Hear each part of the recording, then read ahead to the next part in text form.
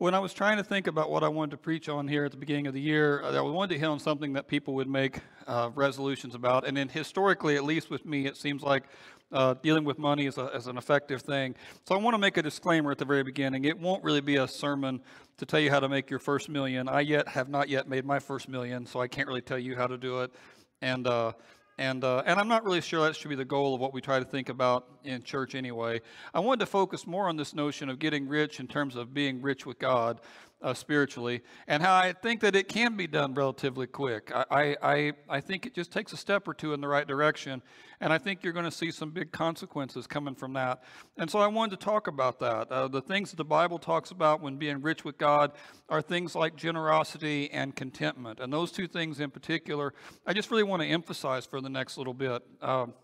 This week and maybe for the next two, this notion of being content in God even when it's hard. Because I really think that's possible for the Christian, and I think a lot of Christians miss that. If you're sitting in a pew and the person beside you is worth several $1 million more than you're worth, but you don't need anything, that there's nothing you need, there's nothing that you're really worried about getting, there's nothing you're really worried about, then you're just as rich as the other man. Real riches is not about how much you have, but about how much you need. And if you don't need anything, then you're rich. And I think sometimes in our culture that is so predicated upon spending, that becomes one of our hobbies. If you get a Saturday off, let's go buy something. If we get some time away, let's go buy something. And for a lot of people, they talk about retail therapy, that if I can go spend some money and buy some things, I'll feel better. And it is a sugar rush. There's no question about that. When you go and spend some money on something that you want or that really you've been waiting on for a long time, there's a certain euphoria that comes out. But like sugar, it just doesn't last because you're an eternal creature. And you're constantly evolving and changing into being either like God or away from God. You're spiritual. And all the stuff that we are tempted to buy, no matter what it is material. It just doesn't last like we do. According to the second law of thermodynamics, it's decaying as soon as we take it. As soon as it comes into our possession, it's already getting too old or too out of date or too out of fashion or just worn out. We're made for something more than that. And if we can learn to appreciate riches the same way that God talks about riches, well, then I think we have a big leg up on the rest of the world. And I think it's a message that's missed a lot. And as I get older, I'm in my 50s now. As I get older and I look back at my life, there's a handful of lessons that I wish I had known quicker about some of this stuff than I do. There's a handful of lessons that I wish somebody had told me, and it would have saved me a lot of pain, but I didn't know it. When we try to learn something, there's two ways to learn anything. There's experience, right? There's experience. Experience is when something happens to you, and there's a consequence from that, and then you learn a lesson. And then there's wisdom, where you study ahead of time, you get with the right people. There's a proverb that says, if you walk with the wise, you'll be wise. And so I put myself in a situation where maybe I can learn the lesson without having to have the consequence. Just as one illustration of that, I was driving some time ago through a town that I haven't been through very often, and I knew I was about 4 or 5 miles over the speed limit, as is my wont. I don't encourage everybody to do that, but that's what I do a lot of times. I'm 4 or 5 over the limit, and a police car comes behind me. Lights are on. I look down at my speedometer again. 4 or 5. I was kind of getting ticked off about it. Now I understand that he's got a right to pull me over if I'm 1 mile over the limit, but it seemed a little unrealistic or a little legalistic, and I was getting kind of ticked off. And I thought, well, maybe it's something else. Maybe he's seen that tail light's out or exhaust is dragging, or who knows what it could be. It could be anything. So maybe it's something else. But no, it wasn't that. First question he asked me when he got to the front is, do you know how fast you was going? And I did know how fast I was going, and I told him, I'm going right here, that's how fast I'm going. He says, do you know what the limit is? And I did know what the limit was, and I told him, but it turns out I was wrong about that limit thing. It was actually 10 miles an hour slower than I had known. They had changed that, I guess, in the time between when I had been in this town. I didn't know it was as low as I did. I told him, I said, well, I got to plead ignorance. I didn't know that the speed limit had lowered. He said, this will help you remember. And and I want to say, in his defense, it's effective. I remembered. He was right. I've never forgotten. It was powerful. That getting that consequence at the time that we got it really hurt us financially. It led to all sorts of interesting conversations between my wife and I about the houses we were raised in and everything else. But I learned, right? The lesson was painful to learn, but I learned it, and I wouldn't do it again. Had given the chance, I would have adjusted. But there's an easier way, is to notice the signs ahead of time. Maybe have somebody with you who knows what the laws are to say something. Maybe to have somebody who will warn you ahead of time what's getting ready to come. Then you don't have to learn that awful consequence that way. You don't have to take it that way. But I didn't know what I didn't know. When I was a minister in California, there's not as many Christian churches in Southern California as there are in Southern Indiana. And so our church camp that we participated in was in Los Angeles, North Los Angeles, up in the mountains above Pasadena there. And the last hour of the trip was a windy mountain road. And because it was so far away to get there and so demanding, a lot of times we would send the bus to go get everybody. We would drive the kids up, drop them off at this camp, and then we would come back. Wouldn't make the people who had been there all week drive the van back, because it was almost 4 hours time you got all the way back to where we were at. And so I drove up to get them. Hadn't been there at camp all week, and you can just see the sponsors are all wrung out, and the kids are having a great week, but they're all tired. And you're assuming most of them will be asleep before you get too far down the road. But one of the little boys, has this huge bag of candy. I mean, it's about like this, and it's full, 3/4 full of candy. It's this huge plastic bag of stuff. And what the camp would do is, if you did good things, you'd get a little ticket. And you got tickets for everything. They were just constantly giving tickets out, just promiscuously handing tickets out. And so most of the kids would burn that as soon as you got it. You got a ticket, you go buy candy with it. Save 2 or 3 tickets, you can get a bigger candy. And most of them did that right away. But this guy did not. He held all of his tickets till the end and cashed them out right before I got there, I think in hopes of eating the candy in front of everybody else and saying, "Oh, you didn't bring any candy?" And then he'd have this whole bag. I think that was his thinking. And we took off down the hill. And he's eating it as quick as he can. Wrappers are flying everywhere. It's like a cookie monster behind me there. Crumbs are everywhere.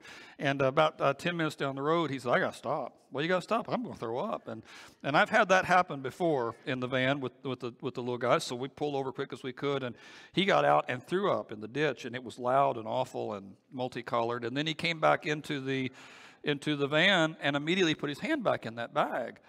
And I said, "Listen, dude, I think that's your problem. I think you're eating that candy at this windy mountain road. I'm not saying you can't eat it, but I'd wait till we get down in the valley and then you can eat it and you'll be fine." He goes, "No, I don't think that's it." He says, "I've ate candy before." He said, "I think I have altitude sickness." And I'm not his mom or dad. So I said, "Okay, go right on then. Eat your candy.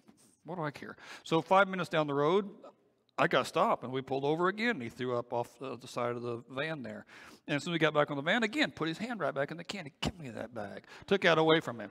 Because again, and he's still saying the altitude sickness thing. We got home, he complained to his mom about me taking his bag of candy, and she actually took his side on the altitude sickness thing, which was really disturbing at the time, really frustrating. But it was obvious that wasn't what it was, right? I mean, it was obvious that was the problem. But he didn't know what he didn't know. He's just a kid. How could he know? He hadn't experienced all that before. He hadn't had all the consequences of it before. I'm trying to give him wisdom about it, but he doesn't want to hear the wisdom. He wants to go his own direction.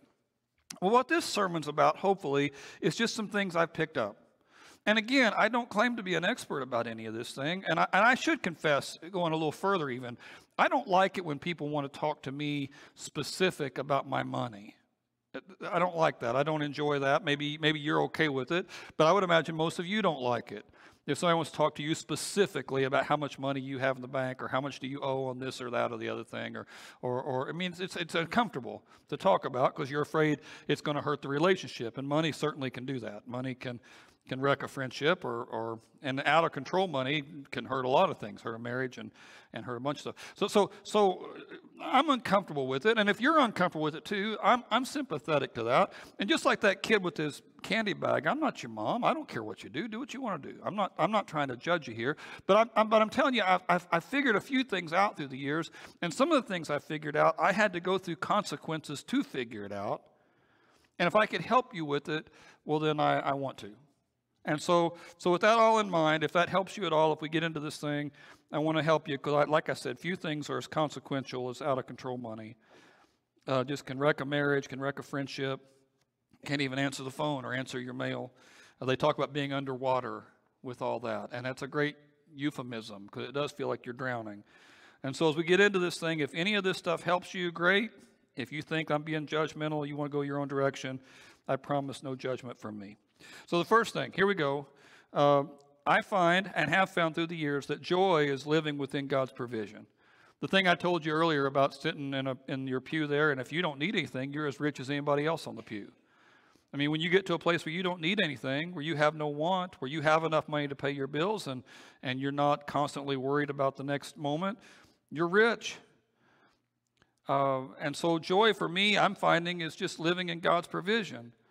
Now, our country, debt, I guess, for whatever else debt is not doing that. When I take debt, then I'm not happy living with where I'm at. I want to have more than what I have. And I envy somebody else enough that I'm willing to take a loan, whether it's a loan for a house or a car or a couch or whatever it is. I'm willing to take a loan for that to get to where I want to be. Sometimes I'm willing to pay credit card debt at an enormous rate of interest for years and years and years. I had one friend who had 6 credit cards in Tennessee and would keep transferring the balance to the next one, and did that for years and thought he had found a loophole in the system. But what he found really was 6 credit card debts maxed all the way out. I don't think there's joy in that. I think if joy could be found in having more money, America would be the happiest country in the world, and we're not. America sells more antidepressants and anti-anxiety medicine than any other country in the world. America has more debt than any other country in the world. And at least anecdotally, what I can see is America is a lonely nation. And a lot of adults have a hard time thinking of 4 or 5 people they could call if they really needed something. If they were really in a bind, who's the 4 or 5 people I would call where I'm sure ahead of time it would not be an inconvenience? We have such a relationship that I know they would come and not feel bad about it. A lot of adults, particularly men, would have a hard time thinking of people like that. And if it was just about having stuff, we wouldn't be sick like that. We wouldn't have all those other weaknesses. I don't think we would. I'm going to be a lot of this today in 1 Timothy.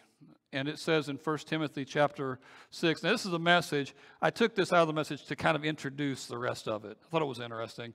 He says, some preachers are ignorant windbags. You could do a whole sermon just with that if you wanted to, and if you were a different sort of person, but I'm not and want to do that. But some preachers are like that, and they infect the air with germs of envy and controversy and bad-mouthing and rumors, and they think religion's a way to make fast buck. There are some people who, if they were teaching a sermon today on how to get rich quick, it would be about the fact that God wants you to have everything. And the more faith you have in God, the more rich you'll be. So if you're not rich, it must be because your faith isn't where it needs to be. If you don't have a lot of money in the bank, it's because you don't believe and trust God enough. And I think that's a false teaching.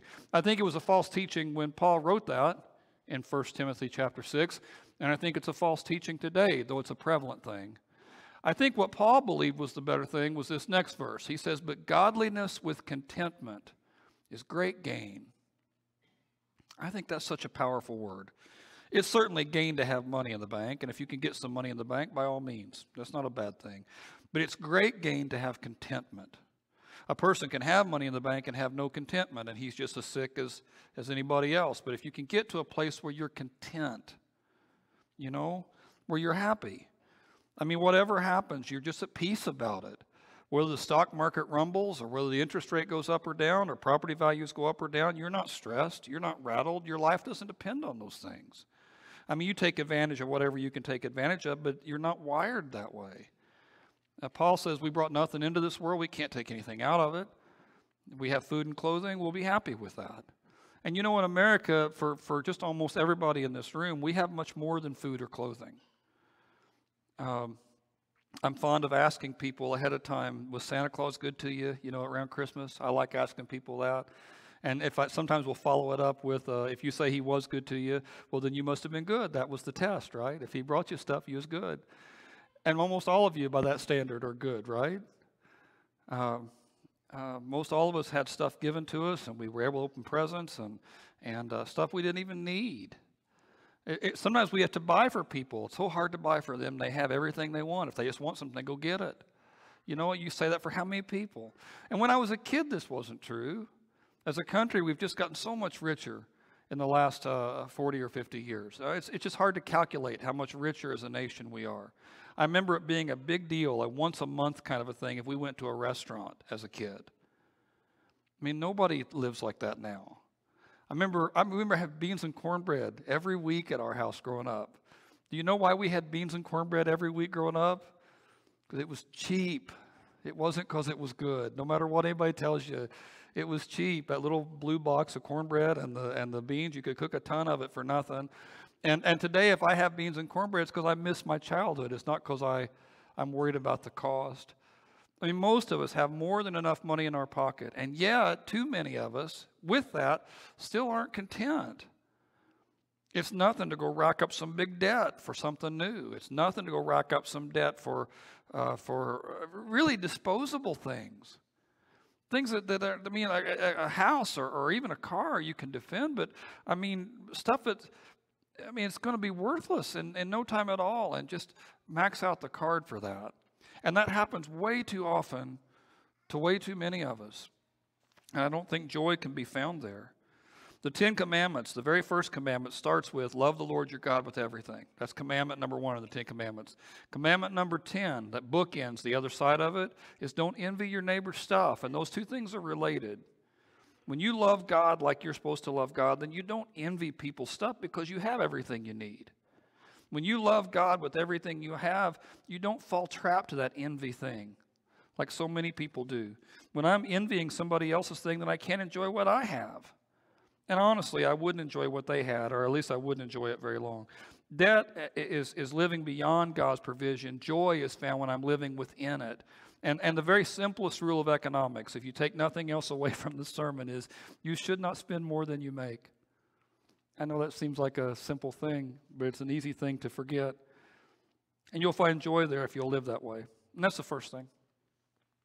Second thing, if you want to get rich quick, spiritually rich, and we're talking about contentment and generosity, then know that discipline pays off. I mean, if you'll be disciplined about some little discipline, so we're all saying the same thing, is when I suffer a little bit now so that I can reap big benefits later. A farmer has discipline when he puts the plants in the ground, the seed in the ground, and he fertilizes. If the weather is reasonable, I'm going to have a big harvest at the end of the year, but you do have to wait and wait and wait. When you're investing in the spring, you don't see the response of that until the fall. A person on a diet or an exercise plan may not see results for the first week or 2 or 3. A musician who's working on their scales or an athlete who's working on his free throws may not see a big adjustment week to week to week. But if I keep practicing, if I keep staying disciplined, eventually I'm going to see the results, and it's worth it. And what I found in terms of wealth and money and finances and being content with God, a little discipline pays off big. Again, from Timothy, that same section, those who want to get rich fall into temptation and a trap and into many foolish and harmful desires that plunge people into ruin and destruction. Normally, when the word destruction is used in the New Testament, it means hellbound. It does not always mean that, but it usually means that, and in all likelihood means that here. The person who is constantly trying to get ahead, trying to get rich, trying to have more than anybody else, the one who is continually rattled by their money.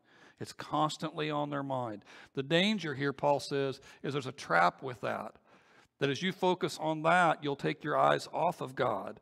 And it's a plague that can hit the rich man who has so much and he's worried about all of it, and it can hit the poor man who's got so much debt going out and they're so worried about whether they're going to pay their bills or not. There's a trap with that.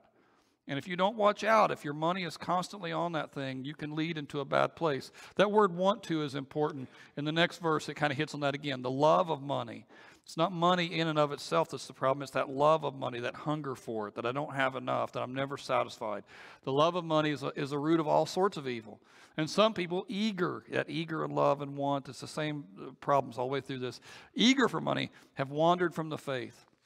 There's something about living that way that has a way of taking you away from God. And again, remember, my point here is not so much about money itself. It's that hunger to be ahead further. It's the Rockefeller quote all those years ago. Rockefeller was asked, how much more money do you need? And his answer was more. I just need more. I just need more. You're never satisfied. I thought this was interesting. Just because I was curious about it. I like movies and TV, and I went to Google and I typed in rich people in movies. That's all I typed in, rich people, or rich characters, I think, in movies. And the first one was this picture. It's the first thing that popped up on Google, first image. If you know this movie, this story, he thought that getting rich would bring about everything he ever wanted, and it's a tragedy. He doesn't have the things at the end that he really wants. He's not content. He can't achieve the dream that he had. Money doesn't take him there. It's really more of a sad thing than a positive. The second picture was this one. I know Scarface. Nobody's really probably tempted to become Scarface. We'll just move on. The third picture was Clueless. That was the third picture. And if you've seen that movie, it's a long time ago. But she's completely vapid and shallow, and her whole life's about shopping. And they just mock her the whole movie. She has no life at all until she finally realizes at the end of the movie there's things more important than money. This was not the fourth one, but it was real early Scrooge McDuck there. And I just thought that was kind of funny. He's surfing down the vault. What's interesting to me is when I dug deeper into this, I thought, well, there's got to be some example of somebody who's fabulously rich and well-adjusted in movies. There's got to be some example of that. So I asked first service. Nobody had an example. If you have an example of that in second service here, tell me later. If you're watching online and have an example, I'd like to know what that is. But even some guys who are heroes, guys like Tony Stark or Bruce Wayne, you don't get the sense the money's helping them become well-adjusted. I mean, Wayne is completely obsessed with revenge, and he's dark the whole time, and every different portrayal of him. And Tony Stark's a drunk. They take a couple movies to kind of plague that, and he's just running through woman after woman. There's no contentment at all in his life. Whenever it talks about people having a lot of money in movies, it's just hard to think of any example in Hollywood, which is weird if you think about it. You know, as Christians, it's easy for us as Christians to poke at Hollywood. Oh, they're portraying something that, they're trying to take you down a bad road. You watch this, it's going to head. It's just interesting. It would seem like if Hollywood is as devilish as people want to say that it is, that what it would show, every rich person would be completely well-adjusted. It would paint that as, man, that's obviously what you want to do, is just sell everything to get as rich as you can. And yet the richest guy on the thing is almost always a villain. Whether it's Mr. Burns in The Simpsons or Ebenezer Scrooge or Old Man Potter, I mean, the richest guy in town is almost always a problem. Almost always. I just can't think hardly of any example of a guy being super rich and well-adjusted. I just think it's interesting. Even Hollywood knows. If they told you there was a rich man who was completely well-adjusted, it's too incredible to believe. People wouldn't buy the tickets. I think it's interesting. I don't have anything else to say about it. I think it's curious. And so if you have an example, let me know later on. Well, here's this example. This one movie told this, and I couldn't think of one. And so if you have an example, let me know. What I find about people who are constantly trying to get rich, constantly trying to be rich, eager for money, like Paul says in the earlier section, have a love of money, is the same thing G.K. Chesterton did. It's not so much desire in money. He says to desire money is nobler than to desire success. Desiring money might mean you want to return to your home country, or marry the woman you love, or ransom your father from pirates or brigands. Maybe, money in and of itself isn't the problem. If I want to start a business, it takes $10,000 to start the business. If I raise $10,000, that's not necessarily a bad thing. That's how much it costs. If I want to go to college, and college costs over 4 years, costs $80,000, and I either take loans or I invest in that. Well, that's what it costs. If I really need it, and that's always the issue. A lot of people say, I want to have a little bit of a nest egg before I get married, or I want to have a little bit of a nest egg before I finally settle down. And nothing wrong with any of that. To desire money in and of itself is not the problem. But that eager to get rich, to get to this place where you no longer where you're richer than most of the other people, where you can have it all. One day I'll be rich enough to be generous, that kind of teaching. That's always wicked. And it's half true. Life doesn't really work that way. What Chesterton said is to desire success must mean that you take an abstract pleasure in the unbrotherly act of distancing and disgracing other men. Because to be successful at the root is competitive. I'm not happy to have this. I need to have this because this is more than everybody else. It's uncontentment. I don't know if that makes sense or not. I know it's kind of thick, but it's a problem. Now, it's okay to plan. Proverbs 6:8 says you can look at the ant. The ant's planning. He's planning all the time. He knows winter's coming, so he's saving food ahead of time. One of the smartest financial things Julie and I ever did was try to get $1,000 saved up in the bank so that if something breaks, we can pay for it without going to the credit card. Took a long time to get $1,000 saved, but we worked and got $1,000 saved. And now if something breaks, if the stove breaks, I can buy another stove without having to go to the credit card. It was as much as anything else. It put me at ease, just having a little bit of money in the bank so I could take care of things. I'm not asking you to put thousands and thousands and thousands, but just a little bit there. put you at ease. If you want to help your kids pay for college, or if you want to help your kids pay for a wedding one day, if you want to retire, you know it's going to take a certain amount of money, and there's nothing wrong with saving back some. You know, it's just being like the ant, and Bible encourages you to plan. The problem is when you start putting your security in it, and when it's never enough, and when giving any part of it is painful.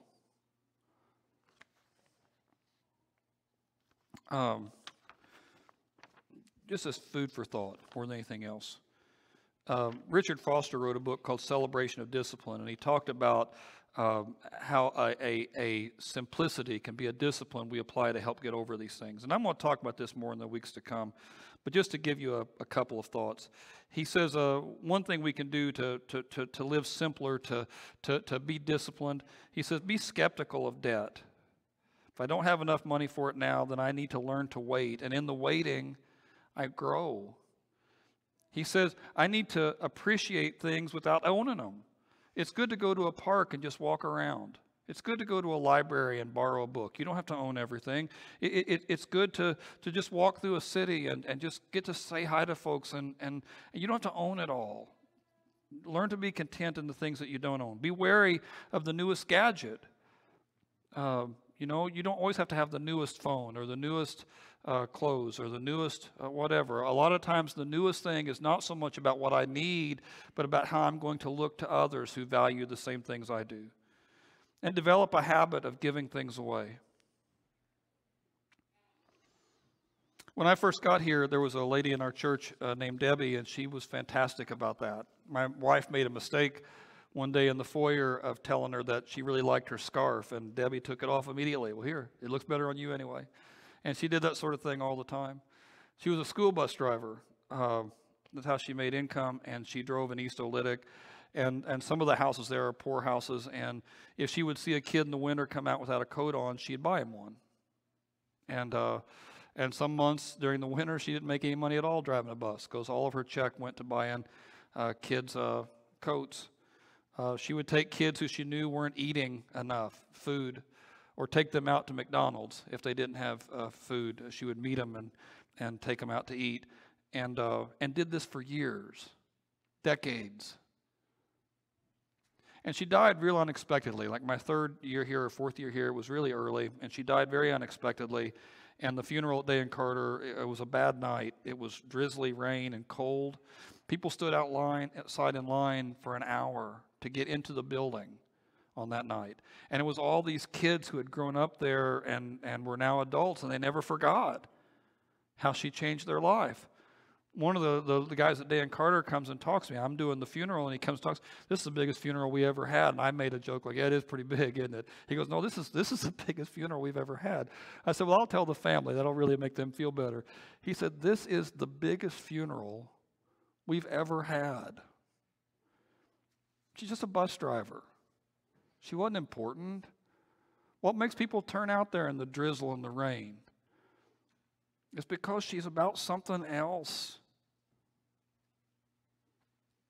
It's just a contentment and a joy that's deeper than anything else. It's a discipline where you don't hold on to stuff real tight. You know, if somebody needs it and you don't necessarily need it, you can let it go. It just doesn't bother you to do it.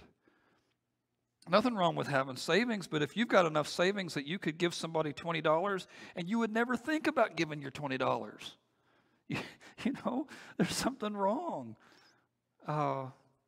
There's something wrong. You're holding on to all that too tight. And I would encourage you, again, just as wisdom, to develop a little discipline there. Practice a few things to hold on to that a little looser. Last thing.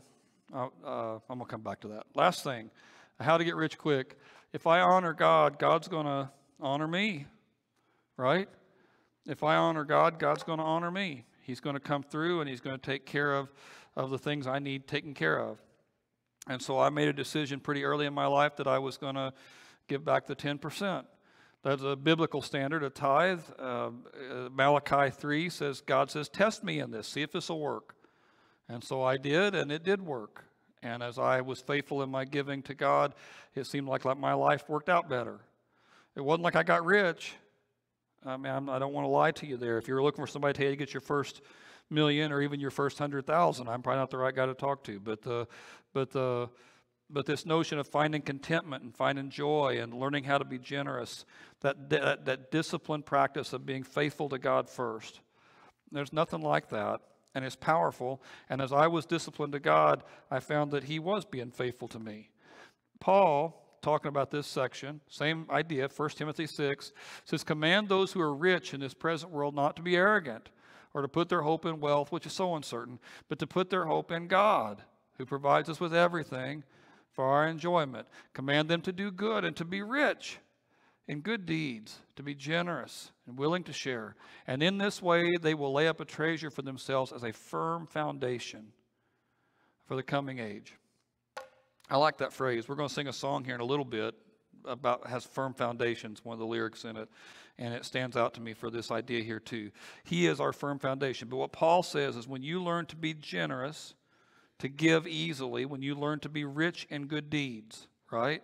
He says you're laying up for yourself a firm foundation for the coming age. That word firm could also be good or a beautiful foundation. And it's for the coming age. So whenever you're generous and you allow some of that money to go like it should go, he says you're building heaven already here on earth.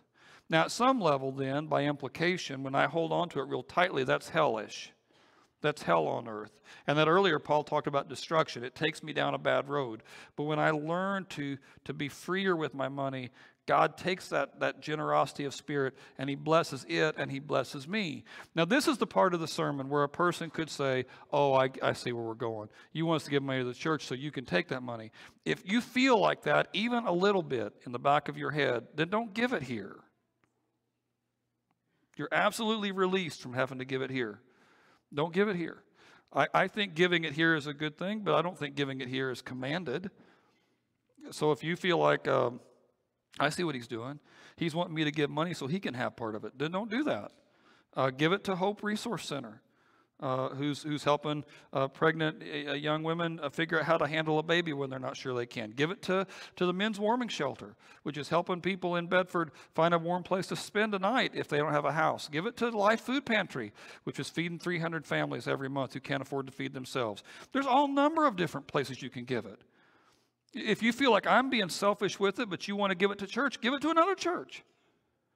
There's a church on every corner. There's going to be somebody who will take the money that you're willing to give to God and will use it in a cause that will bless God and benefit His causes. And that's what I'm telling you when you do that. Now, the poor man will feel some sort of an itch in this thing. Wait a minute, he'll say to himself, I'm only making 10 grand a year. If I give God 10%, then I've only got 9 grand left to live on. The rich man, he's making 100,000 a year, and he'll have 90,000 left to live on. That's not fair. And that's the wrong way to look at it. What you're doing if you're in that situation is you're trusting God to make up for the 1,000 in all sorts of different ways that only God can. Now, the rich man, ironically, makes the same argument the other way to the poor man. He says, well, that's not fair. You're only asking the poor man to give 1,000, but you're wanting me to give 10,000. Well, that's nuts. That's not fair. Why am I have to give so much more than him? But again, it's the wrong way to look at it. It's the wrong way to look at it. The right way to look at it is how much faith do you have in the Lord that He's going to come through like He says He'll come through. And if at the end of giving away whatever it is you give away, you're still content, aren't you even richer at that point? Because now not only have you taken care of yourself, but you've blessed this, you've made this world a little better with your generosity. You're still as content as you ever were. You still have everything you need, and you've made someone else blessed. And I just want to challenge you here. I think as Christians sometimes we don't do the things we're supposed to do financially from fear or worry or just, let's just be honest, greed sometimes.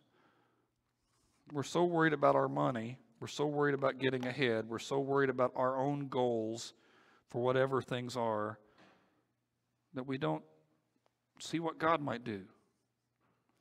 One more quote by G.K. Chesterton. This is one of my favorites. He says, an adventure is just an inconvenience rightly considered. I like that whole idea. It's the Hobbit movie, or the Hobbit books, even better, when he's thrust out there into the adventure. He doesn't want to do it, but he's thrust out into it. That's what we're talking about here. Whenever you take a risk with God financially, it's an inconvenience. It's an inconvenience. But an adventure is just an inconvenience, rightly considered. And who knows where God might be taking you? There once was a guy named Zacchaeus. It's one of my favorite stories in the Bible. And Zacchaeus was a rich man. He had a lot of money. We know that he did because he took a job that promised a lot of money. And nobody would take that job unless money was the main motivation. Zacchaeus lived in Israel, and he was Jewish. He was born there, had family there, had friends there, had neighbors there. But the Romans had conquered that part of the world. The Romans were in charge of it. And the Israelis, the Jews, they hated the Romans. But the Romans wanted to get as much money from the Jews as they could, from the people who lived there. They wanted to tax them. And the best way for the Romans to tax them was to get Jews to do it, because they would know who had money and who didn't. They would know who really had wealth. They would know from their friends and neighbors. So they made it easy for, if you were willing to collect taxes for the Romans, you could do it, and you could keep a pretty big slice of that for yourself. And so if a person wanted to have the biggest house in town, or if they wanted to have all nice clothes or nice tapestries on the wall or whatever else, well, this is a great way to get it done. Now the cost is everybody's going to hate you. They're going to hate you your whole life. Your family's going to disown you. Your friends are going to turn their back, but you're going to be rich. But you're going to be rich, just fantastically, fabulously rich. You're never going to want for anything. And Zacchaeus had made that bargain somewhere, and he's rich. And not just a tax collector, but it says he's a chief tax collector. So he's probably getting a little slice of all the other tax collector stuff. He's probably richer even than the other tax collectors, and probably more despised. And he hears about Jesus, right? He hears that Jesus is coming to town. And so because he hears that Jesus is coming to town, he wants to see him. Now that's a pretty human impulse. If somebody famous were coming to our town, even if I didn't know who they were, but I knew they were famous, I might want to go see what was going on. You know, if you told me that Cardi B, I can't tell you one song of Cardi B, but she's going to be in town, I'd probably go see what's going on. I might be way back in the back. If they started playing her music, I probably wouldn't know any of the words or dance to it, but I might want to see what was going on. If the New England Patriots, who I despise as much as I can hate any football team, if they were coming through town, well, I might stop by to see what they were doing. You know, they're famous. Even if you don't like them, you'll stop by. But if it's somebody that you like, if it's somebody you admire, if it's somebody you think, man, I've got all their books or albums or seen all their movies, or I know everything about that guy. Well, if they came to town, well, you do whatever you could. And I don't know where Zacchaeus is on that. Maybe he's just curious. Maybe he really wants to see. The hard part about going to see Jesus, though, is if you really make a big deal about seeing Jesus, it makes you look weak.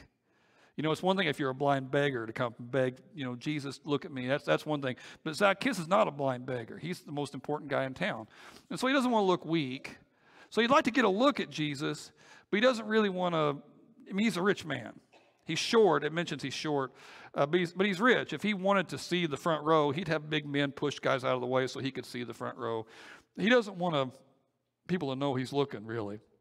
So he climbs up a tree and kind of hides. It's a sycamore fig, which has these really big leaves. They're bigger than my hand, and he's kind of hiding in this tree. And I guess he's hard to see up there. And he's trying to see Jesus as he comes through town. Just get a look at him. You know, see what the big commotion is. And Jesus is coming through town, and it says when he gets to where Zacchaeus is, he stops, and he looks up in the tree and tells him to come down. He says, Zacchaeus, I'm eating with you today. Well, this is a big honor, because like I said, Jesus is a big deal. So Zacchaeus comes down out of the tree, and he says, well, great. Well, everybody in town's mad about it. They're all ticked off. Does Jesus know who this guy is and what's going on? And it doesn't tell us what they talk about. So this next part is just my imagination. I have no idea what they talk about. I mean, who knows, right? But they start having a conversation. They eat lunch together. That's what you do at lunch, right? You just start talking.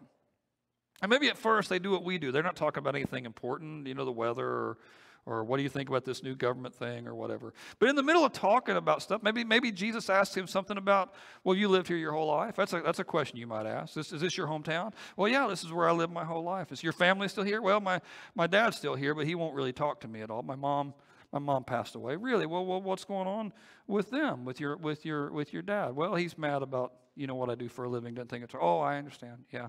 How about your mom? She was really proud of you, though, wasn't she? My mom always loved me. She never said a bad word about me. But she took us to the temple. Maybe they're talking about that. When I was a kid, Jesus, I did religious things. That's what you'd say, right? That's what you'd say to Jesus. When I was a kid, man, I every Sunday school, I went there, Jesus. I cared about all this stuff. That's what I care about these things. And Jesus says, why don't you go anymore? Well, everybody, judge me and look at me. And they go into Zacchaeus' house, and they're talking, and they're eating lunch together. And Zacchaeus' house is perfect. It was a dirty time, a dirty era. Things are broken. But not Zacchaeus' house. Everything is top of the line. And normally, when he walked into his house and he saw his servants standing there, and he saw how rich everything looked, he would be proud. But now he's standing there with Jesus, and he's embarrassed about all of it. Because he knows that all of it came from him stealing. And he knows at some level his mom and dad and his brothers and sisters and everybody else, they were right. It's his pride that's kept him from admitting that all these years. You don't want to give him the satisfaction, but he knows it. And yet, in spite of all that stuff, right, all that dirty, mean, cruel stuff he's done, he's thrown poor people into prison, he's taken everything they have. In spite of all of that, Jesus wants to eat with me. And they start having this conversation, and Jesus is telling them, you don't have to go this right way anymore. And Zacchaeus is blown away by the offer and takes him up on it. And he stands up, and he says, Jesus, I'm going to give half of my money away today. And if I've ever cheated anybody, I'm going to pay him back 4 times the amount. And it's hard to do the algebra on that without assuming that Zacchaeus goes from being very rich to at least lower middle class in one day. And Jesus says, I'm telling you, salvation's come to this house. And it's not because he gave all the money away. Exactly. It's partly that. But it's not exactly that. It's that his heart's different. It's that his heart's different. The problem with greed is it bleeds into everything. The person who's greedy finds it hard to serve, too, and they find it hard to give their time or their energy. They're impatient. It bleeds into other stuff, but Zacchaeus has changed. He's not the same guy anymore. And Jesus says, I'm telling you, this guy has got it figured out. And so Zacchaeus becomes kind of a target for any one of us.